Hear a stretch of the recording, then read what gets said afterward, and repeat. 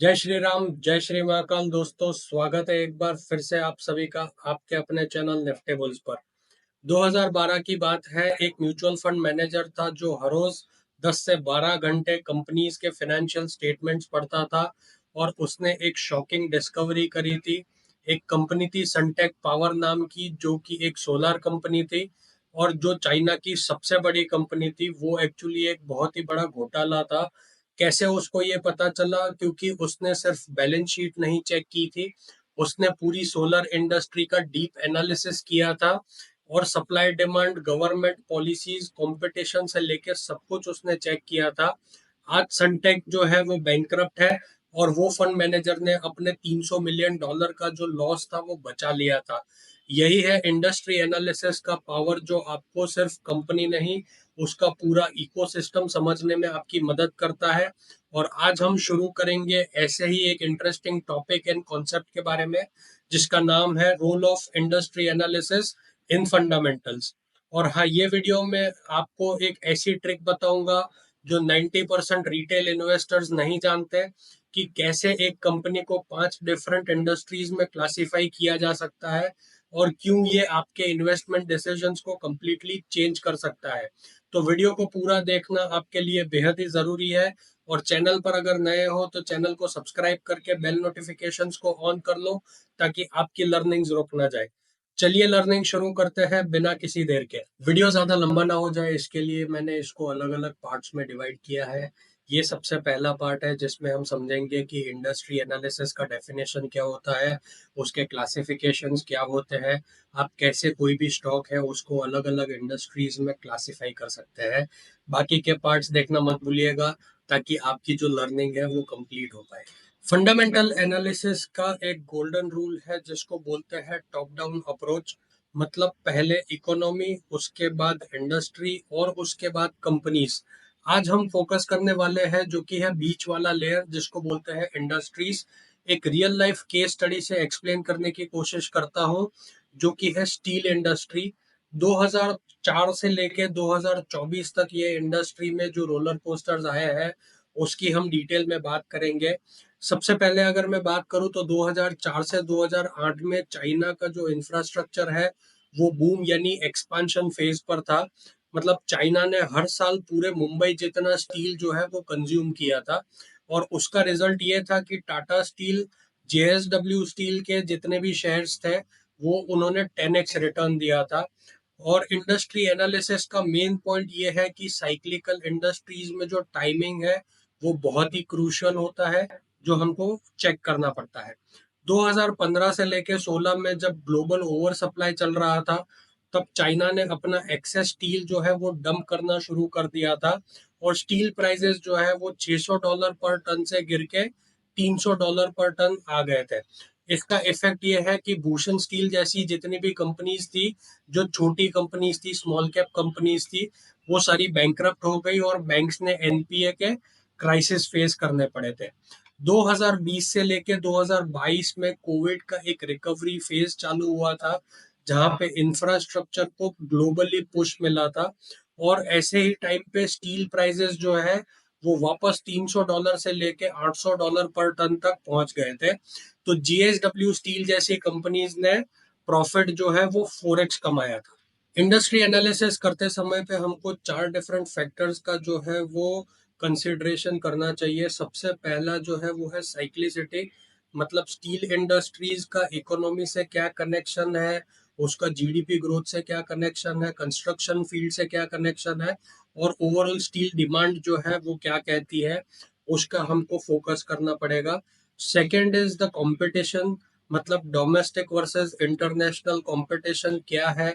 और थर्ड जो पॉइंट है वो है रेगुलेशंस। मतलब एंटी डंपिंग ड्यूटीज क्या चल रही है, पीएलआई स्कीम्स का इम्पैक्ट स्टील सेक्टर पे क्या हो रहा है, वो सारी चीजें हमें चेक करनी पड़ेगी। एंड फोर्थ इज टेक्नोलॉजी, जहाँ पे इलेक्ट्रिक आर्क जो है और ट्रेडिशनल ब्लास्ट जो है वो दोनों का एक फर्नेसेस होना चाहिए। और वो दोनों के कंपैरिजन में हमको पता चलेगा कि ये एनालिसिस जो है वो कैसे करनी है। इसका सीधा सा स्टॉक मार्केट इम्पैक्ट मैं आपको समझाता हूँ। 2008 में जो इन्वेस्टर्स ने स्टील में साइकिल समझ लिया था। उन्होंने $1,000 का $10,000 कमाया था, और 2016 में जो ओवर सप्लाई नहीं देख पाए थे, उनका जो पोर्टफोलियो है वो 70% गिर गया था स्टील सेक्टर्स में। आप में से कितने लोग स्टील इंडस्ट्री को साइक्लिकल मानते हैं? कमेंट में स्टील लिखो अगर आपको लगता है कि 2024 में स्टील स्टॉक्स अच्छा परफॉर्म करेंगे। अब हम आते हैं सबसे ट्रिकी कॉन्सेप्ट पे, जो कि है इंडस्ट्री डेफिनेशन। ये वो स्टेप है जहां पे 70% एनालिस्ट गलती करते हैं। चलिए समझते हैं। पीवीआर सिनेमाज के एक एग्जांपल से। आपको पता है पीवीआर सिनेमाज लिस्ट हुआ है, एंड 2015 से लेके 2019 का एक अगर ट्रेडिशनल व्यू देखें, तो पीवीआर का जो स्टॉक है वो ट्रेडिशनल व्यू के बेसिस पे चलता था, जहां पे लोग सिनेमा जाके मूवीज देखते थे। तो इसको जो इंडस्ट्री डिफाइन करी गई थी वो था मूवी एग्जीबिशन। एंड कॉम्पिटिटर्स की अगर मैं बात करूं तो वो थे INOX, carnival cinemas, etcetera. And analysis की अगर मैं बात करूं तो इसमें दो अलग फैक्टर्स पे हम इसकी इंडस्ट्री को एनालाइज करते थे, जो कि था स्क्रीन एडिशन, एंड दूसरा था फूड एंड बेवरेज रेवेन्यू पर टिकट। अब प्रॉब्लम ये था कि ये डेफिनेशन जो है वो ओटीटी रेवोल्यूशन को कंप्लीटली मिस कर रहा था। एंड 2025 का रियलिटी चेक करें तो उसमें एक्चुअल जो कंपटीशन था, it was just not the theatres, but Netflix and Amazon prime भी उसके कॉम्पिटिटर्स हो गए थे। एंड ब्रॉडर इंडस्ट्री की अगर मैं बात करूं तो वो हो गया था आउट ऑफ होम एंटरटेनमेंट। इसमें मॉल्स भी इंक्लूडेड थे, गेमिंग कैफेज भी इंक्लूडेड थे, एंड एस्केप रूम्स भी इंक्लूडेड थे। सो अगर नैरो डेफिनेशन वाले जो थे, वो उन्होंने पीवीआर को बाय रेकमेंड किया था 2019 में, जिन्होंने ओटीटी जो थ्रेट्स थी उनको नहीं देखा था। जबकि ब्रॉडर जो इंडस्ट्री एनालिस्ट थे, उन्होंने शॉर्ट सेल किया था और लॉकडाउन से पहले ही अपना जो प्रॉफिट है वो बुक करके एग्जिट ले लिया था। अब मैं बात करता हूँ 3 लेवल फ्रेमवर्क फॉर इंडस्ट्री के बारे में। सबसे पहला जो लेवल है वो है प्रोडक्ट बेस्ड। एग्जाम्पल की अगर मैं बात करूँ तो वो है कैमरा मैन्युफैक्चरर्स, जैसे कैनन है, निकॉन है। ये सब जो है वो प्रोडक्ट बेस्ड मैन्युफैक्चरर्स है, मतलब वो कैमरा मैन्युफैक्चरर्स है। इसका फ्लॉ ये है कि अगर आप product based level 1 industry classification करोगे, तो ये इंडस्ट्री में स्मार्टफोन्स जो है उसको इंक्लूड नहीं किया जाता है। एंड जैसे मैं अगर बात करूं तो आईफोन ने 60% डिजिटल कैमरा मार्केट जो है वो खत्म कर दिया है। तो ये एक प्रोडक्ट बेस्ड का सबसे बड़ा फ्लॉ है। सेकेंड लेवल की अगर मैं बात करूं तो वो है फंक्शन बेस्ड इंडस्ट्री। इसकी एग्जांपल की अगर मैं बात करूं तो वो है इमेज कैप्चर डिवाइस करके हम इसकी डेफिनेशन इंडस्ट्री की बना सकते हैं, जिसमें स्मार्टफोन्स भी इंक्लूडेड है।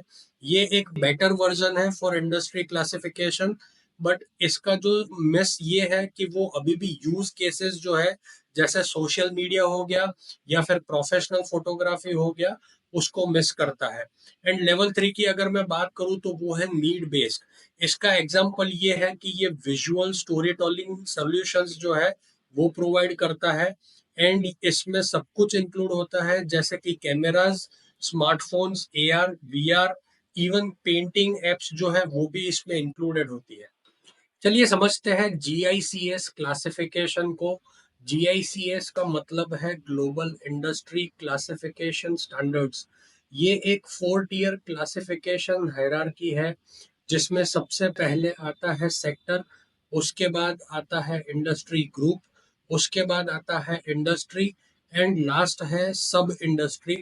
पिछला जो मैंने एग्जांपल दिया था पीवीआर का, अगर उसके क्लासिफिकेशन की मैं बात करूं तो उसका सेक्टर होगा कम्युनिकेशन सर्विस, उसका इंडस्ट्री ग्रुप रहेगा मीडिया एंड एंटरटेनमेंट, उसका इंडस्ट्री रहेगा मूवीज एंड एंटरटेनमेंट, एंड सब इंडस्ट्री जो है वो रहेगा मूवी एग्जीबिशन।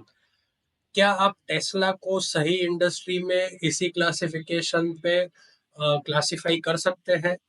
ऑटो मैन्युफैक्चरर है, एनर्जी सॉल्यूशन है, या एआई टेक्नोलॉजी है? कमेंट करके बताएं। वीडियो के एंड में मैं आपको करेक्ट आंसर बताऊंगा। अब वो सीक्रेट की बात करता हूँ जो मैंने आपको इंट्रो में प्रॉमिस किया था। जैसे बहुत सारी कंपनीज है, ऑलमोस्ट सारी कंपनीज है जो मल्टीपल इंडस्ट्री में साइमल्टेनियसली फॉल करती है। अब मैं टेस्ला का ही अगर एग्जांपल लेके अगर आपको मैं बताऊं, तो टेस्ला जो है वो कितनी इंडस्ट्रीज में आपको देखने मिलेगी, उसका मैं लाइव एग्जांपल बताता हूँ। सबसे पहला इंडस्ट्री है ऑटो मैन्युफैक्चरर्स, जो कि उसका मॉडल 3 सेल्स का मैकेनिज्म है। उसके बाद है एनर्जी स्टोरेज, जो कि उसका पावर वॉल बैटरीज बनाने का काम है। उसके अंदर आता है एआई एंड रोबोटिक्स का जो कामकाज है, वो सेल्फ ड्राइविंग टेक्नोलॉजी के जरिए आता है। चौथा जो इंडस्ट्री है वो होगा इंश्योरेंस, जो कि इन हाउस इंश्योरेंस प्रोडक्ट्स भी वो बनाते हैं। एंड फिफ्थ जो इंडस्ट्री का क्लासिफिकेशन है, that will be energy generation, क्योंकि वो सोलर रूफ्स में भी इन्वॉल्व है। अब बात करते हैं कि वाई दिस मैटर्स। और टेस्ला जैसी कंपनी जो अलग अलग 4 से 5 इंडस्ट्री में क्लासिफाइड है, अगर आप उसको खाली ऑटो इंडस्ट्री से देखोगे और आप खाली ऑटो इंडस्ट्रीज के मैट्रिक्स देखोगे, जैसे डिलीवरीज कितनी उसकी जा रही है या बाकी सब पैरामीटर्स, तो आप 60% बिजनेस जो है वो मिस कर दोगे। एंड स्मार्ट मनी जितने भी है, they always track dominant revenue drivers के, वो कंपनी में ओवरऑल जो स्ट्रक्चर है या उनका जो मॉडल है, उस पे कितने इंडस्ट्रीज अफेक्टेड है और कहाँ से कितना रेवेन्यू जनरेट होता है, वो सारे ही ड्राइवर्स हमको चेक करने बहुत ही जरूरी होती है। अब अगर मैं बात करूँ एक होमवर्क की आपके लिए, तो अपने पोर्टफोलियो की 3 कंपनीज को 3 डिफरेंट इंडस्ट्रीज में क्लासिफाई करो और चेक करो कि उनके कंपेटिटर्स अलग अलग इंडस्ट्री में तो नहीं है, और अगर है तो वो कौन सी इंडस्ट्रीज है और उसके क्या मैट्रिक्स है, वो सारी डिटेल्स आपको चेक करना बहुत ही जरूरी होती है। चलिए समझते हैं इंडस्ट्री एनालिसिस का मेन फंडा, जो कि है इंडस्ट्री साइक्लिसिटी। मतलब आपको अगर मैं एग्जांपल से बात करूं, तो 2008 की बात है, जब लेमन ब्रदर्स कोलैप्स हुआ, तो ग्लोबल मार्केट सारे ही क्रैश हुए थे, और एक बिजनेसमैन ने अपनी लग्जरी कार शोरूम जो है वो बंद करने का फैसला किया। लेकिन उसी दिन उसने एक डिस्काउंट ग्रोसरी स्टोर जो है वो खोलने का प्लान बनाया था। 3 साल बाद कार बिजनेस तो उसका बंद हो गया, लेकिन ग्रोसरी स्टोर में रिसेशन में भी 30% की ग्रोथ दिखाई थी। क्यों? बिकॉज उसने समझ लिया था इंडस्ट्री साइक्लिसिटी का जो फंडा है वो क्या होता है। आज हम उसी फंडे को ज्यादा डिटेल में एक्सप्लेन करेंगे और सीखेंगे कि वो कैसे काम करता है। इंडस्ट्रीज को हम 3 कैटेगरीज में डिवाइड कर सकते हैं। सबसे पहला है डिफेंसिव इंडस्ट्रीज, जो कि स्टेबल होती है। उसका क्लासिक एग्जांपल है डाबर, एचयूएल, आईटीसी जैसी कंपनीज। उसकी कैरेक्टरिस्टिक्स की अगर मैं बात करूं, तो वो ये प्रोडक्ट्स है जो हर रोज की जरूरतें हैं, जैसे दाल, चावल, टूथपेस्ट। ये सेक्टर्स के डिमांड पे इनकम का कोई ज्यादा इफेक्ट नहीं होता है। एंड 2008 के क्राइसिस में भी एचयूएल का जो रेवेन्यू था वो 11% ग्रोथ पर था। और स्टॉक का जो अगर मैं बीटा बिहेवियर की मैं बात करूं, तो रिसेशन में भी उसका जो इम्पैक्ट है वो लेस देन 0.8% था। डिविडेंड यील्ड वो टाइम पे भी उसमें 3 to 4% की ऑब्जर्व करी गई थी। चलिए बात करते हैं दूसरी कैटेगरी की, जो कि है सेमी साइक्लिकल इंडस्ट्रीज, जिसमें मॉडरेट स्विंग्स का इम्पैक्ट देखने मिलता है। उसके परफेक्ट एग्जांपल्स हैं मारुति, एशियन पेंट जैसी कंपनीज। उसका मेन कैरेक्टरिस्टिक ये है कि आप उसको पोस्टपोन कर सकते हैं, मतलब गाड़ी 1 साल बाद भी आप ले सकते हैं। बट ये कैटेगरी वाले इंडस्ट्रीज जो है वो लॉन्ग टर्म में हमेशा ही ग्रोथ देते हैं। अगर मैं एग्जांपल की बात करूं, तो 2020 के लॉकडाउन में अगर आप देखोगे, तो कार्स की जो सेल थी वो जीरो थी, बट 2021 में उसने रिकॉर्ड सेल्स जनरेट करी थी। स्टॉक्स के बीटा बिहेवियर की अगर मैं बात करूं, तो ये इंडस्ट्री जो स्टॉक्स है वो उसका बीटा अराउंड 0.8 to 1.2% होता है। एंड इसमें आप यूजुअली पीई का एक्सपांशन या कॉन्ट्रैक्शन साइकिल्स जो है वो ऑब्जर्व करोगे। थर्ड कैटेगरी है डीप साइक्लिकल इंडस्ट्रीज, जिसमें आप वाइल्ड स्विंग्स ऑब्जर्व करोगे। और उसके परफेक्ट एग्जांपल्स हैं स्टील कंपनीज जैसे टाटा स्टील, या फिर शिपिंग कंपनीज या Adani ports.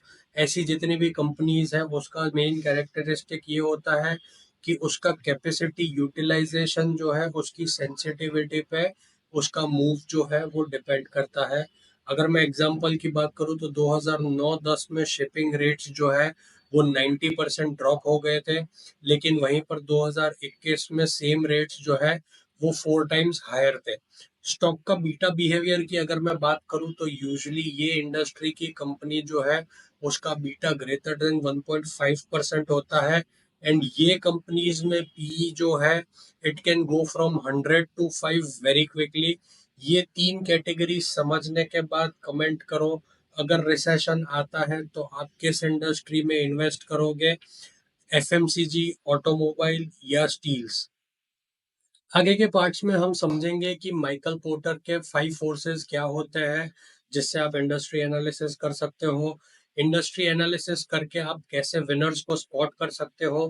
Pastel PESTLE analysis क्या होता है, यानी कि political, economic, social, technological, legal and environmental analysis कैसे की जाती है। BCG एंड रेगुलेशंस एनालिसिस कैसे होती है। एंड ये अलग अलग इंडस्ट्रीज के कौन से KPIs यानी कि की परफॉर्मेंस इंडिकेटर्स होते हैं जो आपको चेक करने जरूरी है। इसके अलावा टैक्सेशन पर भी मैं पूरा एक पार्ट बनाऊंगा, तो बाकी के पार्ट्स जो है उसको मिस मत कर देना। एंड चैनल पर अगर नए हो तो इसको तुरंत सब्सक्राइब करके बेल नोटिफिकेशंस को ऑन कर लो ताकि आपकी लर्निंग्स रुक ना जाए। अगर ये लर्निंग पसंद आई है तो वीडियो को एक लाइक जरूर दे देना एंड अपने दोस्तों के साथ शेयर कर देना ताकि वो भी ये कॉन्सेप्ट्स को है वो सीख पाए। मिलते हैं अगले वीडियो में, तब तक के लिए जय श्री राम, जय श्री महाकाल, हैप्पी इन्वेस्टिंग।